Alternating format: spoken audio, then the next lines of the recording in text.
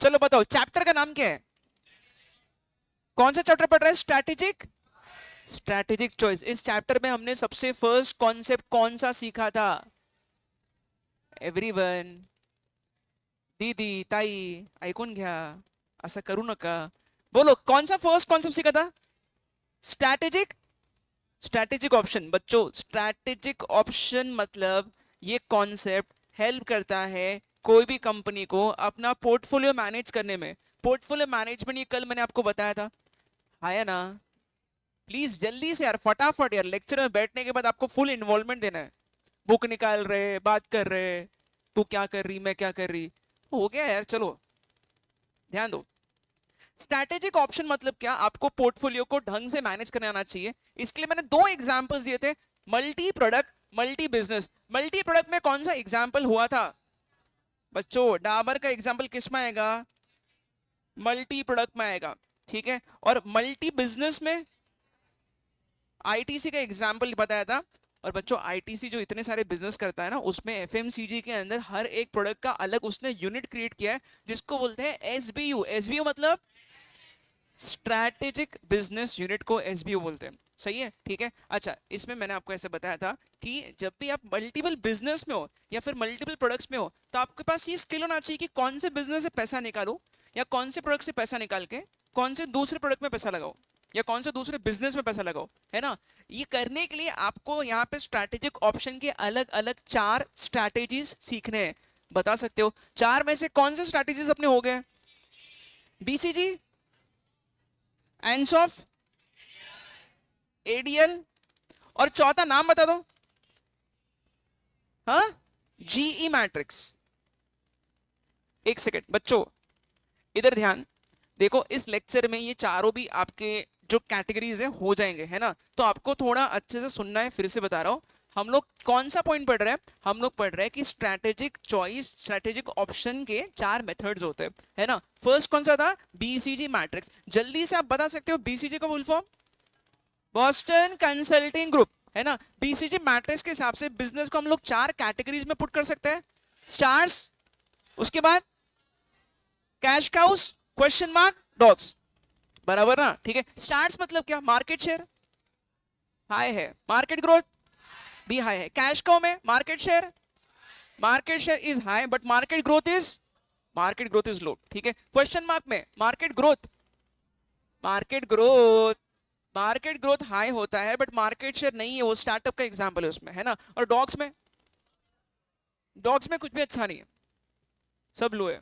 सही है बच्चों, ये 4 जो आपके बिजनेस की कैटेगरीज है, इसके लिए 4 स्ट्रैटेजीज बनते हैं। Build, hold, harvest and divest. Build किसको करोगे?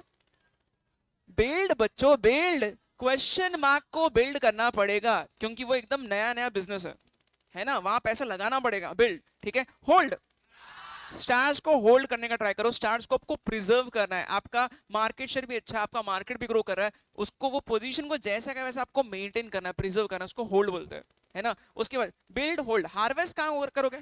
कैश का उसमें हार्वेस्ट करो, बिकॉज आपको वहां से पैसा निकालना है, ठीक है। आपको वहां से पैसा निकालना है। इंग्लिश में एक फ्रेज है, मिल्किंग द काऊ।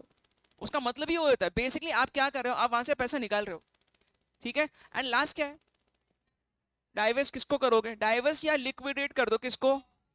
डॉग्स को। सही है, पक्का। 4 स्ट्रैटेजीज थे, सब बता दिया मैंने। बच्चों बीसीजी का आप डिसएडवांटेज कोई भी एक अच्छा बता दो।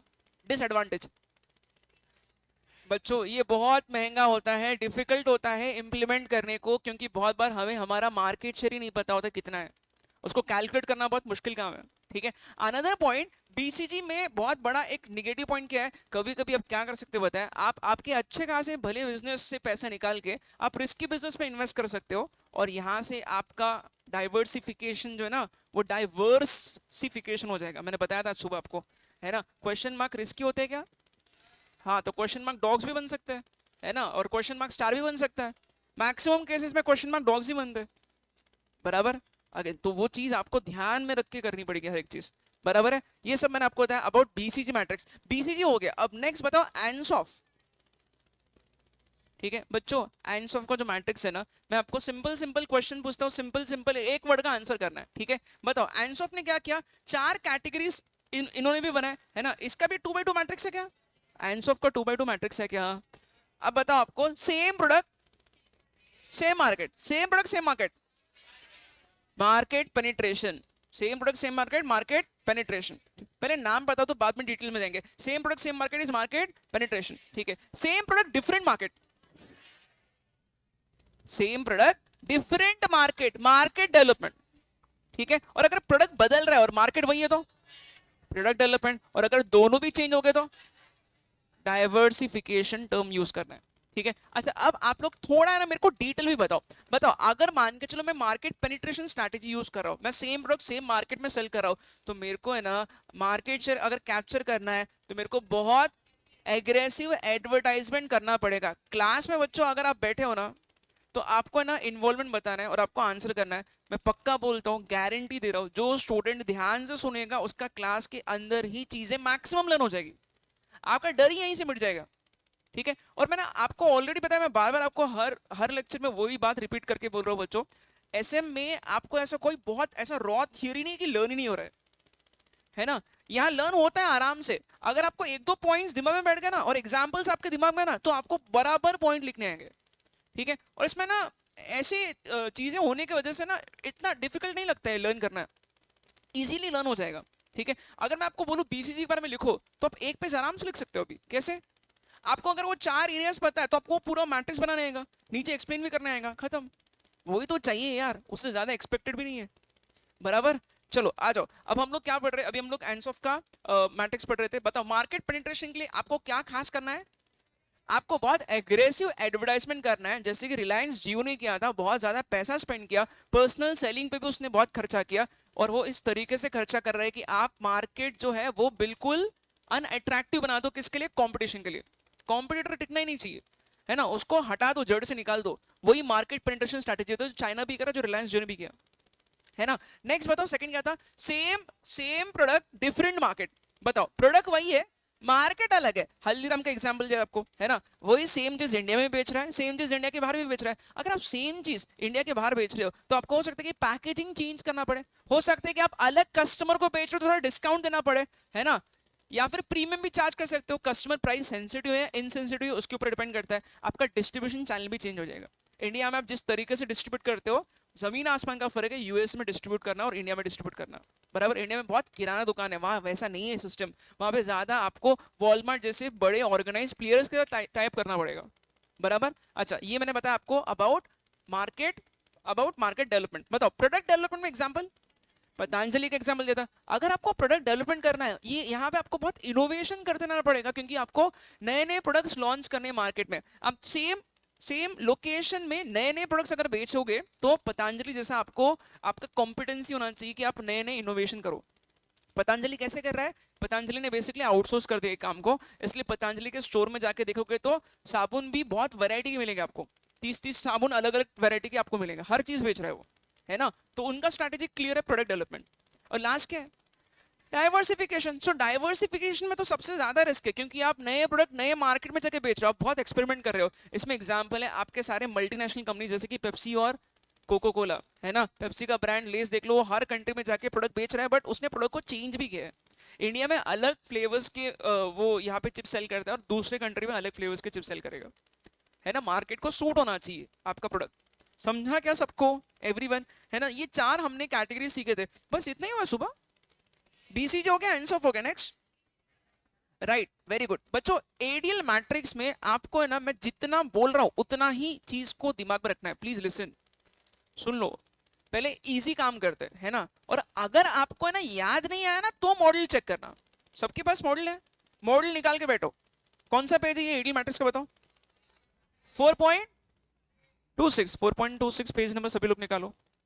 एटलीस्ट एक बेंच पे एक या दो मॉडल्स है, सबके पास रहना ही चाहिए इसे। चलो अब मैं आपको क्या बता रहा हूं बच्चों, प्लीज लिसन। एडीएल मैट्रिक्स में सुन लो, एडीएल मैट्रिक्स में इन्होंने क्या किया? अर्थर डी लिटिल, इन्होंने क्या किया? इन्होंने बिजनेस का कॉम्पिटिटिव स्ट्रेंथ कितना है, वर्ड दिमाग में रखो। क्या बोल रहा हूं? बिजनेस का कॉम्पिटिटिव स्ट्रेंथ। कॉम्पिटिटिव स्ट्रेंथ मतलब क्या सर? मतलब हम कंपटीशन को लेके किस तरीके से हमारा प्राइस जो है वो हम कंट्रोल कर सकते हैं, उसको बोलते हैं कॉम्पिटिटिव स्ट्रेंथ, है ना। इसको दिमाग में रखते हुए इसको बेसिस पकड़ के उन्होंने बोला देखो बिजनेस के ना 5 कैटेगरीज है, ठीक है। सबसे बेस्ट बिजनेस जो होता है उसको हम लोग बोलते हैं डोमिनेंट, क्या बोलते हैं? डोमिनेंट। डोमिनेंट बिजनेस मतलब ये मोनोपोली है क्या? बहुत रेयर बिजनेस होता है। एग्जाम्पल सुबह 5-6 एग्जाम्पल्स ये थे। आईआरसीटीसी मोनोपोली, है ना? यहाँ पे इनको कुछ फर्क ही नहीं पड़ता, ये अपनी मनमानी कर सकते हैं, ठीक है? करेंगे नहीं, गवर्नमेंट अलग बात है, वेलफेयर का एंगल देखती है गवर्नमेंट, बट मैं बता रहा हूँ मोनोपोली बिजनेस सबसे बेस्ट बिजनेस होते हैं, वो डोमिनेंट के कैटेगरी में आ रहे हैं। कौन सी कैटेगरी में आ रहे हैं? डोमिनेंट। सेकंड नंबर पे स्ट्रॉन्ग। स्ट्रॉन्ग में मोनोपोली तो नहीं है, बट उसके पास बहुत तगड़ा प्राइस को कंट्रोल करने का पावर है, जैसे कि एप्पल के पास है ना? एप्पल जिस सेगमेंट में केटर कर रहा है वहां बहुत कंपटीशन है, बट एप्पल को कुछ फर्क नहीं पड़ता है, वो अपनी मनमानी करेगा, वो अपने हिसाब से प्राइस को रेगुलेट करता है, उसकी मर्जी, वो जो बोलेगा वो भाव में लोग खरीदने को रेडी भी है, उसका इतना स्ट्रॉन्ग ब्रांड है। Third, third is favourable. Favourable में कंसिडरेबल कंट्रोल होता है ना? बट बहुत ज्यादा आप कंट्रोल नहीं कर सकते हो। क्यों कंट्रोल नहीं कर सकते हो? क्योंकि यहाँ पे इंडस्ट्री बहुत फ्रैगमेंटेड है, ठीक है? There is too much competition, because of this you have certain degree of control, but ज्यादा आप कंट्रोल नहीं कर सकते हो। एग्जाम्पल HUL और ITC जैसे प्लेयर्स साबुन का भाव बढ़ा सकते हैं, बट इतना भी नहीं बढ़ा सकते कि लोग कुछ भी पे करेंगे। सही है, ठीक है? उसका नीचे क्या था? टेनेबल। टेनेबल मतलब ये वल्नरेबल है, मतलब बताया था वेंटिलेटर पे बिजनेस चल रहा है, कुछ भी बाहर एक्सटर्नल ऐसा कोई बड़ा प्लेयर है जिसने कुछ प्रोएक्टिव एक्शन ले लिया तो ये फंस गया, है ना? मतलब अगर कुछ भी मार्केट में इसके अगेंस्ट निगेटिव हो गया, ये कंपनी बंद ही हो जाएगी, बंद ही हो जाएगी, राइट? और लास्ट क्या है? वीक। वीक मतलब ये बिजनेस में कुछ दम ही नहीं है भाई, इसको बंद ही कर दो, बहुत मुश्किल है इसको सरवाइव करना, ठीक है? तो या तो आप बंद कर दो, नहीं तो फिर बहुत हैवी लॉसेस इनकर करके आपको उसको मजबूरी में चलाना पड़ेगा, जैसे कि एयर इंडिया को गवर्नमेंट ने इतने साल तक चलाया, बराबर, ठीक है? चलो बच्चों, एक्चुअली ना टेनेबल से धीरे धीरे वोडाफोन आइडिया भी वीक में आ रहा है, फ्रॉम टेनेबल टू वीक। उसकी हालत ही वैसे लॉसेस में, वो कंटिन्यूस लॉसेस में, ठीक है? टेनेबल से अब वीक हो गया वो, ठीक है? चलो ठीक है, एग्जाम्पल के रेफरेंस में वो ठीक है, वो एग्जाम्पल वहां पे। बताओ आपको सबको क्या एडियल मैट्रिक्स का ये 5 जो बिजनेस के जो कैटेगरीज इन्होंने बनाए हैं कंपटीशन को लेके, ये समझ में आया? ठीक है, अब बच्चों मैं आपको क्या बता रहा हूँ, सुनना एवरीवन प्लीज लिसन। ये एडियल मैट्रिक्स जो है ना, अगर आप इसको निकालोगे ना बराबर से, तो यहाँ पे एक और चीज इसने बोली है, सी स्टेज ऑफ इंडस्ट्री मैच्योरिटी भी बोला है, ठीक है? मैं सिर्फ आपको इसके बारे में बता रहा हूँ बच्चों, देख लो ये क्या बोल रहे हैं बताए। ये एडीएल के हिसाब से इन्होंने बोला, देखो इंडस्ट्री जो होता है ना, इंडस्ट्री वो ये सारे फेजेस के थ्रू जाता है, ये सारे फेजेस के थ्रू जाता है। I give very good example, बच्चों सुनना। क्या आप में से कोई बता सकता है इलेक्ट्रॉनिक व्हीकल का इंडिया में अभी फिलहाल बहुत नेसेंट स्टेज पे, अभी अभी जस्ट चालू हुआ है या एकदम मैच्योर हो गया? चालू हुआ है। व्हाट इज द प्रॉब्लम यार, इंडिया में हम लोग इतने ईवीज क्यों नहीं देख रहे? ये ना अंडे और मुर्गी की स्टोरी है, अंडा पहले है मुर्गा पहले है, अंडा पहले है मुर्गा पहले है, समझ में नहीं आ रहा है ना? मैं आपको बताता हूँ यहाँ पे प्रॉब्लम क्या है। अगर मान के चलो टाटा मोटर्स जैसे कंपनीज को हम लोग बोले कि आप है ना इलेक्ट्रॉनिक व्हीकल मैन्युफैक्चर करो बिंदास, तो क्या बोलेंगे? अरे हम बना तो देंगे, बट उसको चार्ज करने के लिए चार्जिंग स्टेशन तो चाहिए, है ना? ठीक है, और चार्जिंग स्टेशन इंस्टॉल क्यों नहीं हो रहे? क्योंकि ज्यादा लोग नहीं खरीद रहे ईवी। वापस वही होगा ना, एक दूसरे पे ब्लेम गेम चल रही है ना? बच्चों अभी भी अपने कंट्री में ये जो पर्टिकुलर इंडस्ट्री ना, कौन सा इलेक्ट्रिक व्हीकल का, it is still in a very nascent stage, जिसको यहाँ पे वर्ड यूज किया गया एम्ब्रियोनिक स्टेज, है ना? मतलब ये न्यू बॉर्न है यार, समझ लो, ऐसा समझ लो, मतलब ये जस्ट चालू है, उसको बोलते हैं एम्ब्रियोनिक स्टेज। अब मैं आपको क्या बता रहा हूँ, ध्यान से सुनना। कभी भी कोई भी इंडस्ट्री शुरुआत में जब स्ट्रगल करता है तो एम्ब्रियोनिक स्टेज में होता है, ठीक है? उसके बाद उसको एक बहुत तेजी से उसका स्पीड बढ़ता है, उसको हम लोग बोलते हैं ग्रोथ फेज। क्या बोलते हैं? Growth phase. Do you all agree, आज से 10 साल के बाद ज्यादा ईवीज आपको रोड पे दिखेंगे, तब तक वो कौन से स्टेज में जा चुका होगा? वो ग्रोथ स्टेज में जा चुका होगा। ऑफिस में भेजना है, ठीक है? फर्स्ट क्या था? Embryonic stage. Second was growth stage. Growth stage में क्या होगा? आज से 10 साल के बाद आप इमेजिन कर सकते हो कि ईवीज जो है काफी पॉपुलर हो गए, है ना? तो बच्चों वो ग्रोथ फेज में आ जाएगा, बहुत तेजी से ईवीज का सेल बढ़ेगा तब। इनफैक्ट अभी भी बढ़ेगा, बट तब आज से 10 साल के बाद जब इंफ्रास्ट्रक्चर अच्छा सेट हो जाएगा ना, तब वहां पे लोग ज्यादा कन्विंस हो जाएंगे ईवीज को बाय करने के लिए, ठीक है? फिर उसके बाद लिखा है mature stage. What is meaning mature stage? आपको क्या लगता है, अभी हम लोग पेट्रोल और डीजल की गाड़ी चला रहे हैं, है ना? कुछ साल के बाद, 10 साल के बाद ईवीज बहुत रेंज में होगा, एकदम पॉपुलर बन जाएगा, ठीक है? आज से 20 साल के बाद हो सकता है कि ईवीज को भी रिप्लेस करके कोई दूसरा टेक्नोलॉजी आ गया, है ना? तो ईवी वाला जो पूरा इंडस्ट्री वो मैच्योर स्टेज में हो सकता है, कुछ भी हो सकता है बच्चों, ठीक है? टेक्नोलॉजी बहुत जल्दी चेंज हो रही है, यू नेवर नो कि ईवीज जो है उसको भी रिप्लेसमेंट आ गया, अपने ट्रेडिशनल पेट्रोल डीजल व्हीकल को कितना इजीली यहाँ पे सब्स्टिट्यूट आ गया। हो सकता है ईवीज को भी कोई सब्स्टिट्यूट आ जाए। अगर ऐसा कुछ होता है ना, तो ईवीज मैच्योर स्टेज में हो जाएंगे। फिर लास्ट होगा एजिंग। एजिंग मतलब अगेन बेसिकली वो इंडस्ट्री जो है वो सनसेट इंडस्ट्री में चला गया। सनसेट मतलब बंद होना आ गया, बंद होना आ गया। आई गिव अनदर एग्जांपल जिससे आपको बहुत ढंग से समझेगा बच्चों। अभी फिलहाल फिलहाल India is to be called as land of opportunities. ऐसा मैं क्यों बोल रहा हूँ पता है? बिकॉज इंडिया में ऐसे ऐसे सेक्टर्स है जो सनराइज सेक्टर में है और वो अभी भी एम्ब्रियोनिक स्टेज पे है। अच्छा, एज एन इन्वेस्टर आपको पैसा कब लगाना चाहिए? एम्ब्रियोनिक स्टेज पे, क्योंकि तब है ना लोग है ना वो पर्टिकुलर इंडस्ट्री को ज्यादा भाव देते भी नहीं है। ठीक है, बट है ना आजकल इंडिया में ना पूरा पागलपन चल रहा है स्टॉक मार्केट में तो। ठीक है, I will give an example. Embryonic stage पे अभी कौन सा इंडस्ट्री चल रहा है बच्चों? सोलार का जो इंडस्ट्री है ना वो अभी एम्ब्रियोनिक स्टेज पे। कौन सा इंडस्ट्री? सोलार का। अभी मैं आपको एक चीज बोलूं, अभी अपने क्लास में से कितने लोगों के घर पे सोलर इंस्टॉल्ड है? हाँ, तो मतलब अभी भी बहुत स्कोप है यार सोलर का इंस्टॉलेशन का। ठीक है, मैं आपको वही बता रहा हूँ, आज से 10 साल के बाद आप देखोगे ना मैक्सिमम 90% लोगों के घर के ऊपर सोलर रहेगा। ठीक है, क्यों? बिकॉज इतना सस्ता टेक्नोलॉजी है, इतना ज्यादा अपना लाइट बिल बचता है। तो सोलर और रिन्यूएबल एनर्जी से जो भी चीजें बनती है ना उसको गवर्नमेंट बहुत पुश कर रही है। बराबर, गवर्नमेंट बहुत सब्सिडी देती है। आई रिमेंबर हम लोगों ने जब हमारे घर पे सोलर इंस्टॉल किया था ना, तब है ना गवर्नमेंट से लोन लिया था हमने, और वो लोन पे बहुत सस्ते रेट पे लोन मिल रहा था। 4-5% रेट ऑफ इंटरेस्ट पे लोन मिलता है। इतना सस्ता, इतना सस्ता गवर्नमेंट क्यों दे रही है? गवर्नमेंट चाहती है ये इंडस्ट्री को प्रमोट करे। अभी वो कौन से स्टेज पे है? Embryonic stage. Do you remember income tax जब हमने सीखा था, वहां पे इलेक्ट्रिक व्हीकल के लोन के लिए बहुत बेनिफिट्स मिलते हैं। क्यों दे रही है बेनिफिट? प्रमोट करने के लिए। वो एम्ब्रियोनिक स्टेज पे। समझ में आई के बाद आपको? ठीक है, तो बताओ इंडस्ट्री के 4 स्टेजेस कौन से? First is embryonic, second growth, third mature stage हो जाएगा, और लास्ट एजिंग स्टेज हो जाएगा। समझा? आया ना? ठीक है, ये 4 बातें अगर आपको समझ में आई है तो मैं क्या बोल रहा हूं, एक आपके फायदे की बात बोल रहा हूं। मॉड्यूल निकाल के देखोगे तो वो एक पेज पे इसने ना हर एक टेबल को यहाँ पे फिल किया है, बॉक्स को। वो आपको पढ़ने की जरूरत नहीं है। ठीक है, उस पर क्वेश्चन भी नहीं पूछता है वो। बराबर, आपको सिर्फ इतना दिमाग रखना है फॉर एमसीक्यू पर्पजेस कि ये जो है ना, ये कितने बाई कितना मैट्रिक्स है वहां लिखा है, वहां मॉडल में लिखा है, पढ़ के बोलो। 4x5 मैट्रिक्स बोलते हैं इसको। क्या बोलते हैं? 4x5 matrix. ठीक है, इसलिए बस इसका रिप्रेजेंटेशन बता रहा हूँ कि ये 4x5 कैसे बना। ठीक है, so this is 4 and this is 5। 4x5 matrix बोलते हैं। 4x5 मतलब यहाँ पे टोटल कितने यहाँ पे बॉक्सेस हो गए? 20 मल्टीप्लाई कर रहे हैं। समझा क्या? ठीक है, उतना लर्न में नहीं होता वो हर एक बॉक्स में क्या, हम लोग इसलिए डिटेल्स में नहीं जा रहे। बराबर है? ठीक है, राइट बच्चों। If you understood this particular type, तो हमारे 3 कैटेगरीज हो गए। फर्स्ट कौन सा हुआ? BCG matrix. सेकंड एंसॉफ वाला मैट्रिक्स। Third एडियल matrix. बच्चों एंसॉफ वाला मैट्रिक्स दिमाग में रखना, इस चैप्टर में वापस से है ना पुनर्जन्म लेगा। मतलब आएगा वापस से, फिर वापस से बताऊंगा तब पूछना नहीं कौन एंसॉफ, कौन आप कौन हो। ये देखो चैप्टर का जो अपना जो 4th चैप्टर चल रहा है, चैप्टर का नाम बताओ। सबसे सिंपल क्वेश्चन, चैप्टर का नाम स्ट्रेटेजिक चॉइसेस। अब है ना हम लोग क्या कर रहे हैं चैप्टर में, मैंने आपको ऐसे बताया था कि 2 पार्ट से 2 में से एक पार्ट हो चुका है। चैप्टर का सेकेंड पार्ट स्टार्ट किया था। थोड़ा एक बार बैकग्राउंड सेट कर रहा हूँ कि हम लोग एग्जैक्टली क्या पढ़ रहे हैं, है ना? क्योंकि क्या लगेगा आपको कि चैप्टर कुछ अलग ही सीरीज में स्टार्ट हो गया। देखो चैप्टर के 2 पार्ट्स हैं, मैं आपको एक बार याद दिलाऊं। हमने फर्स्ट पार्ट में क्या किया था, कोई बताएगा? फर्स्ट पार्ट में हम लोगों ने स्ट्रैटेजिक चॉइसेस में पोर्टफोलियो मैनेज करने के 4 तरीके मैंने सिखाया आपको। कौन से 4 तरीके? फर्स्ट तरीका सीखा बीसीजी मैट्रिक्स। फुल फॉर्म बता दो, ज्यादा कुछ नहीं कर रहा है। बॉस्टन कंसल्टिंग ग्रुप मैट्रिक्स, थोड़ा बता दो ना। और उसमें 4 और कैटेगरीज निकलते हैं बिजनेस के।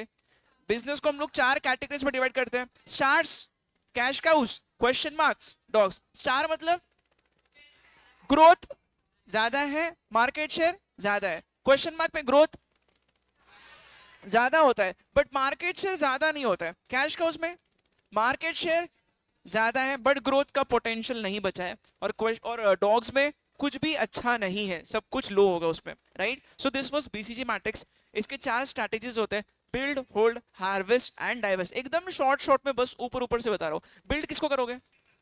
क्वेश्चन मार्क को बिल्ड करना है। होल्ड, स्टार्स को होल्ड करोगे। हार्वेस्ट, कैश का उसको हार्वेस्ट करना है। एंड डाइवेस्ट, डॉग्स वाले बिजनेस को आपको बंद करना है, डाइवेस्ट करना है। ठीक है, फिर नेक्स्ट सिखाया था आपको एंसॉफ का प्रोडक्ट ग्रोथ मैट्रिक्स, है ना? इनका भी 2x2 मैट्रिक्स है। एंसॉफ बोलते हैं अगर सेम चीज को सेम मार्केट में बेचोगे तो उसको बोलो मार्केट पेनिट्रेशन। सेम चीज नए मार्केट में जाके बेचोगे तो मार्केट डेवलपमेंट, है ना? और अगर प्रोडक्ट नया है और सेम मार्केट है तो प्रोडक्ट डेवलपमेंट, और अगर दोनों भी बदल गए तो इसको डाइवर्सिफिकेशन बोलते हैं। ये सब याद है पक्का, ये याद रहना चाहिए, बिकॉज आज के लेक्चर में ये पॉइंट रिपीट होगा एक अलग तरीके से। एंसॉफ का जो प्रोडक्ट ग्रोथ मैट्रिक्स है वो रिपीट होने वाला है अलग डिफरेंट वे से, तो आपको फिर से मैं पूछूंगा एक क्वेश्चन, ठीक है? एंसॉफ ने बता दिया, एंसॉफ के बाद में और क्या था? हाँ, एडियल मैट्रिक्स। तो एडियल मैट्रिक्स मतलब क्या? अर्थर डी लिटिल मैट्रिक्स। इन्होंने क्या बोला? इन्होंने बोला बिजनेस का कॉम्पिटिटिव स्ट्रेंथ कितना है, ज्यादा या कम, उसके हिसाब से हम लोग बिजनेस को 5 कैटेगरीज में डिवाइड करेंगे। जो बेस्ट बिजनेस होते हैं उनको बोलते हैं डोमिनेंट, उसके नीचे स्ट्रॉन्ग, फिर फेवरेबल, फिर टेनेबल, वीक। और इन्होंने बोला कि बिजनेस जिस इंडस्ट्री को बिलोंग करता है वो इंडस्ट्री इवॉल्व होती है over the period of time. सबसे बेसिक जो स्ट्रक्चर होता है वो होगा एम्ब्रियोनिक फेज, फिर ग्रोथ फेज, फिर मैच्योरिटी, लास्ट इज एजिंग। और इसी से रिलेटेड पीएलसी बताया था। PLC is product life cycle. हर एक प्रोडक्ट का जो साइकिल होता है उसमें 4 फेजेस होते हैं, इंट्रोडक्शन, ग्रोथ, मैच्योरिटी, डिक्लाइन। उधर क्या अलग वर्ड्स थे? इंट्रोडक्शन की जगह एम्ब्रियोनिक आ गया, ग्रोथ मैच्योरिटी सेम था, फिर लास्ट में डिक्लाइन की जगह एजिंग वर्ड यूज करा है, एडियल मैट्रिक्स। बाकी और कुछ भी डिफरेंट नहीं है। फिर लास्ट में सीखा हम लोगों ने जीई मैट्रिक्स, जिसको जीई मॉडल या स्टॉप लाइट स्ट्रैटेजी भी बोलते हैं, या फिर जीई 9 सेल मैट्रिक्स भी बोलते हैं, है ना? ठीक है, जीई क्या है? जनरल इलेक्ट्रिक, है ना? इन्होंने मैकिन्सी के साथ मिलके ये स्ट्रैटेजी डेवलप किया कि बिजनेस को हम लोग जो है वो 3x3 मतलब 9 सेल के हिसाब से हम लोग उसको क्लासिफाई करेंगे, है ना? सेम उन्होंने कॉपी किया। किसका कॉपी किया? बीसीजी का ही कॉपी किया। वहां मार्केट ग्रोथ लिखा जाता था, यहाँ मार्केट अट्रैक्टिवनेस लिख रहे हैं, है ना? और वहां पे क्या था? मार्केट शेयर था। यहाँ पे बिजनेस स्ट्रेंथ लिखा है, बस खत्म बच्चों। अगेन आपको 3 हिस्सों में डिवाइड करना है, या तो आपका बहुत स्ट्रॉन्ग होगा, मतलब स्ट्रॉन्ग, या फिर मीडियम, या फिर लो, ऐसा कुछ लिखा है ना? और क्या लिखा है? स्ट्रॉन्ग, एवरेज, वीक, और दूसरा high, medium and low. Sorry, high, medium and low. इस हिसाब से आपको डिवाइड करना है। अगर आपका टोटल 6 या 5 आता है तो उसको ग्रीन सिग्नल दो, अगर आपका टोटल 4 आता है तो उसको येलो सिग्नल दो, और अगर आपका टोटल 4 से नीचे आता है तो उसको रेड सिग्नल दो। अंडरस्टूड? ठीक है, तो ये सब मैंने आपको बताया। ये आपके 4 तरीके हो चुके हैं जिससे आप पोर्टफोलियो को डिवाइड कर सकते हो। सबसे फर्स्ट कॉन्सेप्ट मैंने आपको लेक्चर में सिखाया था about portfolio management. Portfolio management मतलब बिजनेस मल्टी प्रोडक्ट हो सकते हैं या फिर मल्टी बिजनेस भी हो सकता है। मल्टी प्रोडक्ट में एग्जांपल डाबर का था, और मल्टी बिजनेस में आईटी से रिलायंस जैसे बिजनेस आते हैं जो बहुत सारे बिजनेस में ऑलरेडी एंटर हो चुके हैं। ये सारे मेथड्स वो यूज करते हैं अपने बिजनेस को मैनेज करने के लिए। चलो, ये एक पार्ट चैप्टर का यहाँ खत्म हो गया। अब सेकेंड पार्ट में आ जाओ, इधर पूरा ध्यान, बिकॉज सेकेंड पार्ट मैं आपको थोड़ा याद दिलाता हूँ, फिर आज बहुत कुछ करना है, बहुत इंपॉर्टेंट लेक्चर आज का, हर लेक्चर की तरह। ठीक है, सो आ जाओ कॉर्पोरेट लेवल स्ट्रैटेजीज। बच्चों, कॉर्पोरेट लेवल स्ट्रैटेजीज समझने के पहले मैंने आपको ये बताया था कि आपको ये याद है कि ऑर्गेनाइजेशन में 3 लेवल्स होते हैं। First is upper most corporate level, second is business level, last is functional level. Corporate level सबसे इंपॉर्टेंट डिसीजन लेता है, कौन सा बिजनेस चालू करना है, कौन सा बंद करना है, कौन सा प्रोडक्ट स्टार्ट करना है, एक्विजिशन, मर्जर, सारे डिसीजन कौन लेता है? कॉर्पोरेट लेवल वाला मैनेजर सबसे इंपॉर्टेंट डिसीजन लेता है ना? सेकंड लेवल पे होता है आपके एसबीयू को संभालने वाले बिजनेस लेवल मैनेजर। एसबीयू का full form strategic business unit. FMCG sector में, आईटीसी में बहुत सारे अलग अलग प्रोडक्ट्स के अलग अलग एसबीयूज क्रिएट होता है। वो एसबीयू को संभालने वाला जो मैनेजर, उसको हम लोग बोलते हैं स्ट्रैटेजिक बिजनेस यूनिट वाला मैनेजर, बिजनेस लेवल वाला मैनेजर। ठीक है, एंड लास्ट है फंक्शनल लेवल मैनेजर। हर बिजनेस में अलग अलग छोटे छोटे फंक्शनल लेवल के डिपार्टमेंट्स निकलते हैं। मार्केटिंग वाला अलग मैनेजर होगा, अकाउंटिंग वाला अलग, ह्यूमन रिसोर्स का अलग, रिसर्च एंड डेवलपमेंट का अलग, प्रोक्योरमेंट का अलग, लॉजिस्टिक्स का अलग। ये सारे अलग अलग फंक्शनल लेवल को मैनेज करने वाले जो मैनेजर्स होते हैं उनको हम लोग फंक्शनल लेवल मैनेजर बोलते हैं। सही है? ठीक है, पक्का? Corporate, business, functional. Corporate ITC के बिजनेस कौन से स्टार्ट करें वो डिसाइड कर रहा है, ठीक है? बिजनेस लेवल एसबीयू में क्या करना है वो डिसाइड कर रहा है, स्ट्रैटेजी एसबीयू का वो बनाता है। और वो पर्टिकुलर एसबीयू में जो एक पर्टिकुलर फंक्शन को संभाल रहा है वो functional level manager. Is it easy? अब हम लोग इस चैप्टर में क्या सीख रहे हैं? सिर्फ और सिर्फ कॉर्पोरेट लेवल पे स्ट्रैटेजीज किस तरीके से बनते हैं। गिन के 3 स्ट्रैटेजीज है, एक फ्री है। ये चार्ट देख लो, बस हमें इतना ही पढ़ना है। जैसे ये चार्ट खत्म, आपका ये चैप्टर खत्म। हाँ, उतना ही है, ठीक। बट वो मतलब उतना ही, मतलब चार्ट में वापस चार्ट, उसमें वापस चार्ट, उसमें वापस चार्ट, है ना? So this is the master chart. Basic चीज दिमाग में रखना है हम लोग क्या पढ़ रहे हैं, राइट? अंडरस्टैंड? बच्चों मैंने आपको क्या बताया, मैं आपको 3 स्ट्रैटेजी सिखाऊंगा। Fourth is combination. कॉम्बिनेशन मतलब तीनों का कॉम्बिनेशन। तो बेसिकली 3 स्ट्रैटेजीज सीखने हैं। कौन सी 3 strategies? Stability, expansion, growth, last is retrenchment. Short में बता रहा हूं, सुन लो। स्टैबिलिटी स्ट्रैटेजी में आप वही लाइन ऑफ बिजनेस में होते हो, आप बिजनेस को चेंज नहीं करते हो, ठीक है। एग्जांपल दिया था एप्पल जैसे बिजनेस का, जिन्होंने स्टार्टिंग से, जब से स्टीव जॉब्स ने वो कंपनी को स्टार्ट किया तब से लेके अभी तक उन्होंने कुछ फालतू का डाइवर्सिफिकेशन किया नहीं है। वो सेम लाइन ऑफ बिजनेस को ही पकड़ के वो कुछ कर रहे हैं बिजनेस। इलेक्ट्रॉनिक्स के बिजनेस में कुछ अलग उन्होंने चेंज नहीं किया। अमृत अंजन का बताया था, इतने सालों से सेम वही पेन किलर के बिजनेस पे। एशियन पेंट्स 60 ईयर्स से ज्यादा हो गए, बट पेंट्स के अलावा उन्होंने कुछ अननेसेसरी डाइवर्सिफिकेशन नहीं किया, ठीक है। तो हाँ, बहुत सारे ऐसे बच्चों स्टैबिलिटी स्ट्रैटेजी, पीएनजी भी मैंने आपको बताया था कि वो 1832 से वो सेम बिजनेस में है ना। तो अगेन मैं आपको यही बता रहा हूँ बच्चों, स्टैबिलिटी स्ट्रैटेजी में आप बिजनेस को चेंज नहीं करते हो जल्दी से, राइट। अच्छा, तो स्टैबिलिटी मतलब आप कुछ भी नहीं करते ना। Stability strategy is not, is a do nothing strategy, बराबर ना? नहीं भाई, आपको इनोवेट करते रहना पड़ेगा, है ना। एप्पल नहीं बोल सकते हम लोग ये फोन बना के बैठे, हम लोग 10 साल तक सेम फोन बेचेंगे, कोई नहीं खरीदेगा, ऑब्सोलीट हो जाएगा। आपको कॉन्स्टेंटली इनोवेट करना है ना। Stability is not a do nothing strategy. एक और क्वेश्चन का आंसर करो, स्टैबिलिटी में डाइवर्सिफिकेशन होगा या नहीं होगा? हाँ है ना, मैं आंसर करो। नहीं, है ना। अच्छा, स्टैबिलिटी रिस्की है या लेस रिस्की है? क्यों? आप एक्सपेरिमेंट नहीं करो, आप सेम प्रोडक्ट सेम मार्केट में सेल करो। बेसिकली आपका ज्यादा कुछ टू मच एक्सपेरिमेंटेशन यहाँ नहीं होता है, बराबर। स्टेबल स्ट्रैटेजी है। मैच्योर्ड बिजनेस या फिर पीएलसी के मैच्योर्ड वाले फेज में जो प्रोडक्ट्स होते हैं वहां ये आप यूज कर सकते हो। यह एक इंपॉर्टेंट वर्ड है, स्टेटस को। स्टेटस को मतलब स्टेटस क्वेश्चन मेंटेन करने के लिए हम अननेसेसरी डाइवर्सिफिकेशन नहीं कर रहे, ठीक है। मैं इतने साल से सेम बिजनेस में हूं, अगर मैं ऐसा बोलूंगा तो लोगों को एक अलग ट्रस्ट बिल्ड होगा, है ना। अगर कोई ज्वेलरी कंपनी बोल रहे हैं हम 190 ईयर्स से ज्वेलरी बना रहे हैं, तो एक अलग ट्रस्ट वो इंस्टेंटली बिल्ड करता है।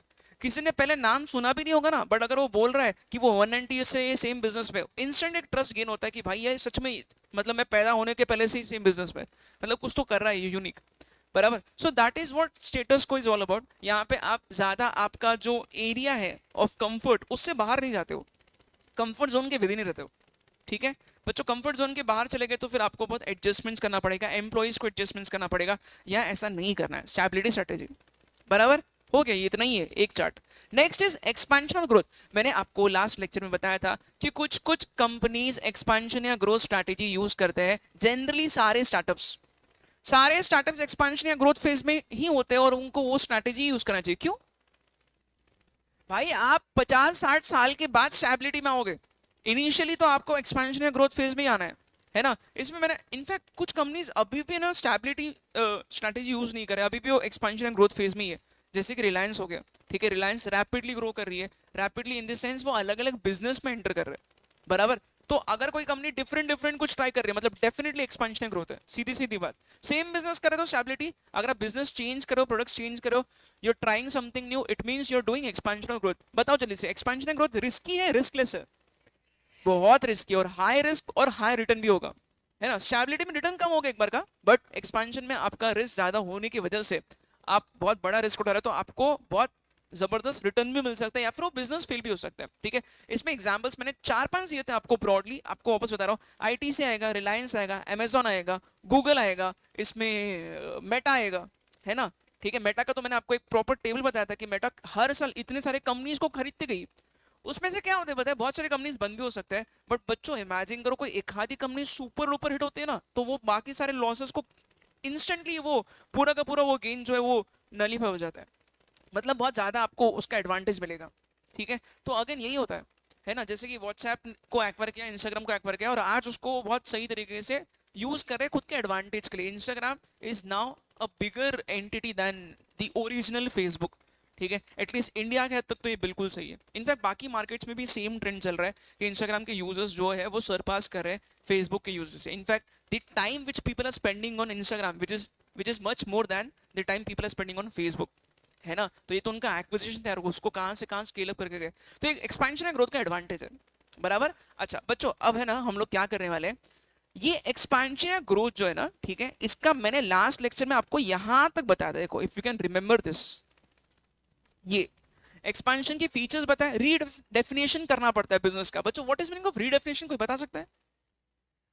अगर आप एक्सपेंशन या ग्रोथ करते हो ना, तो आपको लोगों को कन्विंस करना है कि भाई मैं ये तो करता ही हूं, मैं ये भी कर सकता हूं, है ना। For example ITC FMCG business में जब आई, it was very difficult for ITC to convince people कि भाई हम टोबैको तो सेल करते हैं, हम अगरबत्ती भी बेचते हैं, है ना। तो आप कन्विंस कैसे करोगे? आपको रीडिफाइन करना पड़ेगा, आपको ब्रांडिंग करना पड़ेगा। ब्रांडिंग, अगर आपने नया ब्रांड चालू कर दिया ना, मतलब समझ लो कि आपको उस पर हैवी एडवर्टाइजमेंट करके लोगों के दिमाग में फिट करना पड़ेगा कि मंगलदीप नाम का एक ब्रांड है जो अगरबत्ती सेल करती है।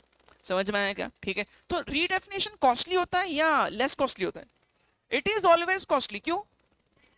आप जब कन्विंस करें लोगों को कि मैं ये करता हूँ और मैं ये भी करता हूँ भाई, तो आपको कन्विंस करने के लिए लोगों को थोड़ा टाइम देना पड़ेगा, एडजस्ट करने के लिए, हजम करने के लिए। ठीक है, मैंने आपको कल एक चीज बताई थी, कोलगेट जो है वो बच्चों साबुन बेच सकती है? कोलगेट साबुन बेच सकती है क्या? आंसर इज यस, बेच सकती है, but not using the same name Colgate. Same नाम की साबुन हम लोग ना यूज नहीं करेंगे। अरे यार ये क्या है, ये टूथपेस्ट बनाने वाली कंपनी साबुन बना रही है, नहीं, अजीब लगेगा, हम लोग एक्सेप्ट नहीं करेंगे जनरली से। क्यों? क्योंकि स्टीरियोटाइप दिमाग में बन गया। Do you know the word stereotype? मतलब क्या? दिमाग जो है ना, एक पर्टिकुलर चीज को उस तरीके से देखता है कि यार ये पर्सन ये चीज ही कर सकता है। एग्जाम्पल, कपिल शर्मा बोलते हैं, आपको क्या लगता है ये सीरियस मूवी करेगा ना? नहीं यार, स्टीरियोटाइप ऑलरेडी हो चुका है। आपको पता है this is actually very dangerous for an actor. अगर वो स्टीरियोटाइप हो जाता है तो क्यों, उसको कोई दूसरा रोल मिलता ही नहीं है ना। Can you imagine Rajpal Yadav जो है ना, वो एकदम सीरियस रोल कर रहा है? नहीं यार, मन मानता ही नहीं ना, वो स्टीरियोटाइप हो चुका है। सिमिलरली कंपनीज जो है वो स्टीरियोटाइप ना हो, इसलिए उनको रीडेफिनेशन करना पड़ेगा बिजनेस का, तभी वो कन्विंस कर पाएंगे कि भाई हम ये भी कर सकते हैं। समझ में आई क्या बात?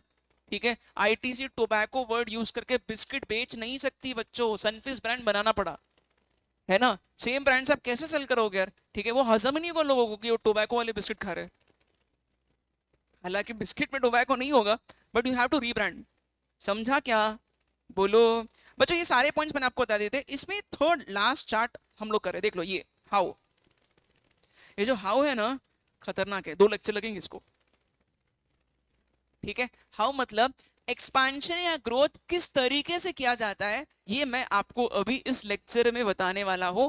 यहां से अब ये लेक्चर स्टार्ट हो रहा है। अभी तक मैंने आपको पूरे अभी तक के चैप्टर में क्या क्या सब बताया। हम लोग अभी सेकेंड पार्ट में ब्रॉड ब्रॉड चीजें दिमाग में रखो, है ना, कहीं ऐसा खो मत जाओ, पता नहीं कुछ तो भी पढ़ा रहे सर।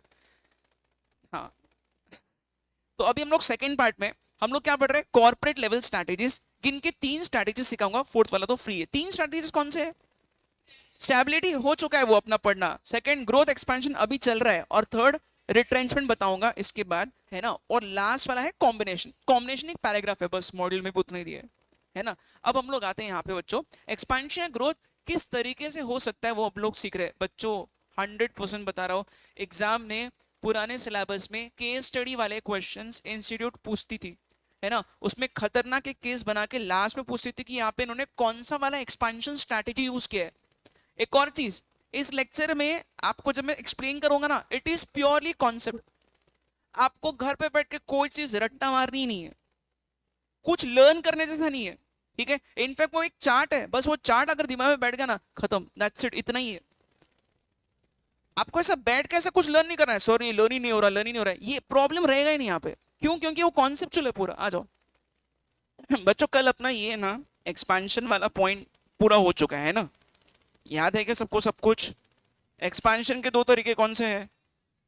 या तो इंटरनल या तो एक्सटर्नल। इंटरनल में वापस 2 तरीके हैं, इंटेंसिफिकेशन एंड डाइवर्सिफिकेशन। इंटेंसिफिकेशन मतलब वही एंड्स ऑफ के 3 चीजें आपको बोलनी है, same product same market, market prediction, product change हुआ तो प्रोडक्ट डेवलपमेंट, और मार्केट चेंज हुआ तो मार्केट डेवलपमेंट। एंड अगर दोनों भी चेंज हो रहा है तो उसको हम लोग डाइवर्सिफिकेशन बोल रहे हैं। डाइवर्सिफिकेशन या तो रिलेटेड होगा, नहीं तो अनरिलेटेड होगा।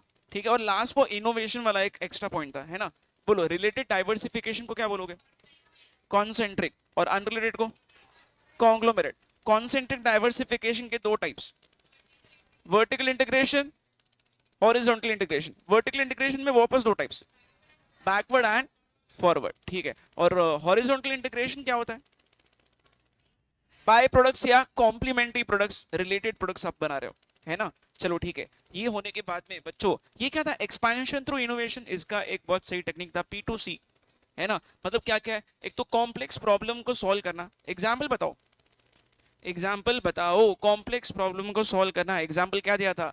एनवायरमेंट फ्रेंडली मेथड्स यूज करना प्रोडक्शन के लिए, जैसे कि रिन्यूएबल एनर्जी आप यूज कर रहे हो, that is again an example of innovation. कल मैंने आपको एक और चीज बताई थी, कार्बन क्रेडिट मिलता है वो कंपनीज को जो पूरी तरीके से रिन्यूएबल रिसोर्सेज को यूज करते हैं, है ना। उसके बाद सेकंड क्या था? आपका प्रोडक्टिविटी को इंक्रीज करना। प्रोडक्टिविटी इंक्रीज कैसे होगा? हाँ, MS एक्सेल जैसे सॉफ्टवेयर यूज करके आप ऑटोमेशन जितना करोगे उतना ज्यादा आपका एफिशिएंसी बढ़ेगा। और लास्ट क्या था? कांस्टेंट आपको इनोवेट करते रहना पड़ेगा। जो कंपनीज बहुत जल्दी जल्दी इनोवेट करते हैं उनको कॉपी करना बहुत मुश्किल होता है। इंटेल का एग्जांपल बताया था, राइट। अच्छा, एक्सटर्नल वाले पॉइंट्स भी मैंने आपको कल पूरे बताए, है ना। मर्जर्स एंड एक्विजिशंस बताया। स्ट्रैटेजिक अलायंस कल हमने ज्यादा डिटेल में डिस्कस किया था। स्ट्रैटेजिक अलायंस में बहुत सारे एडवांटेजेस होते हैं, जैसे कि ऑर्गेनाइजेशनल लेवल पे आपको क्या एडवांटेज मिलेगा? आपका सप्लाई चेन जो है वो बहुत स्ट्रांग हो सकता है। जैसे कि कोको कोला ने अपना सप्लाई चेन बैठे बैठे स्ट्रांग किया। कैसे? उन्होंने टाइप किया, किसके साथ टाइप किया? डोमिनोज के साथ, PVR के साथ। ऐसे वो टाइप करके अपने सप्लाई चेन को स्ट्रांग कर रहे हैं। बराबर, पूरा फोकस सबका यहाँ होना चाहिए। क्लास तुम लोगों के लिए रुक के मैंने लेट स्टार्ट किया अभी, तो थोड़ा ध्यान दो भी क्लास में आने के बाद। लिसन केयरफुली, क्या बता रहा हूँ। सप्लाई चेन आपका स्ट्रांग होगा, है ना। और क्या एडवांटेज होगा? आपका कॉस्ट कम होगा। क्या एग्जाम्पल क्या बताया था? वोडाफोन आइडिया, है ना। आपका एडवर्टाइजिंग कॉस्ट जो आप 2 बार इनकर कर रहे थे, वोडाफोन सेपरेटली, आइडिया सेपरेटली, वो आपका एक ही बार आपको इनकर करना पड़ेगा। VI का एड एक ही बार रन होगा, है ना। तो आपके कॉस्ट कम हो गए। प्लस अगर आप बड़े स्केल पे बिजनेस करते हो तो इकोनॉमीज ऑफ स्केल का आपको फायदा मिलेगा। आपका पर यूनिट कॉस्ट कम होगा। क्यों? क्योंकि आपके पास ज्यादा बार्गेनिंग पावर होगा। आप सप्लायर को बोल सकते हो हम बल्क में ऑर्डर प्लेस कर रहे हैं तो हमें थोड़ा डिस्काउंट दो, राइट। सो ये सब कब होगा? जब आप एक जगह हो गए। तो स्ट्रैटेजिक अलायंस का एक और एडवांटेज, ठीक है। और क्या एडवांटेज है? क्या हम लोग बोल सकते हैं कि स्ट्रैटेजीज शेयर होके आपका जो R&D जो है उसका कॉस्ट कम हो सकता है? इसका एग्जांपल कल बताया था। एस्ट्राजेनेका एंड सीरम इंस्टीट्यूट ने मिलके कोविड का वैक्सीन डेवलप किया, है ना। अगर अकेले करते थे तो काफी ज्यादा कॉस्ट इनकर करना पड़ता था R&D पे, और बहुत बार एक्सपेरिमेंट्स आपके फेल भी होते हैं। नॉलेज और स्किल शेयर होता है किसमें? स्ट्रैटेजिक अलायंस में, ठीक है। एक और एडवांटेज था, political advantage. What is meaning of political advantage? कभी कभी फॉरेन प्लेयर को लोकल मार्केट में एंटर करने के लिए कोई लोकल एक स्ट्रॉन्ग प्लेयर का सपोर्ट जरूरी है। जैसे कि स्टारबक्स ने लिया है टाटा का, है ना। जैसे कि स्काई ग्रुप ने लिया टाटा का अगेन, है ना। तो इस तरीके से आप क्या कर सकते हो? पहले वही बोला एग्जाम्पल स्टारबक्स का, सुना नहीं तो नींद में अभी भी, तो वही बोल रहा हूँ मैं। तो ऐसे अलायंसेस जो है ना वो वर्क करते हैं, फॉरेन प्लेयर आसानी से एंटर कर सकता है। इसके डिसएडवांटेज बताओ। आपका नॉलेज अगर शेयर होगा तो जो आपका जो बेसिकली एलाय है वो आपका दुश्मन बन सकता है, कॉम्पिटिटर बन सकता है। क्यों? क्योंकि उसको सब कुछ पता है, सारे सीक्रेट शेयर होते हैं, है ना। हीरो और होंडा का एग्जाम्पल बताया था, बराबर। हीरो का जो सेल था उसको सरपास कर लिया किसने? होंडा ने, एक्सपोर्ट के टर्म्स में, राइट। सो बच्चों, होंडा बहुत बड़ा प्लेयर बन चुका है। ऑफकोर्स उसको हेल्प मिला है, किससे? हीरो से हेल्प मिला है।